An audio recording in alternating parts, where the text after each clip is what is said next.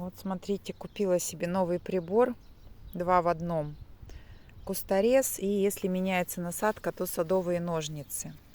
Но вот пока что начинаю как садовые ножницы. Решила, что между всяких кустарников, вдоль ручья будет удобно.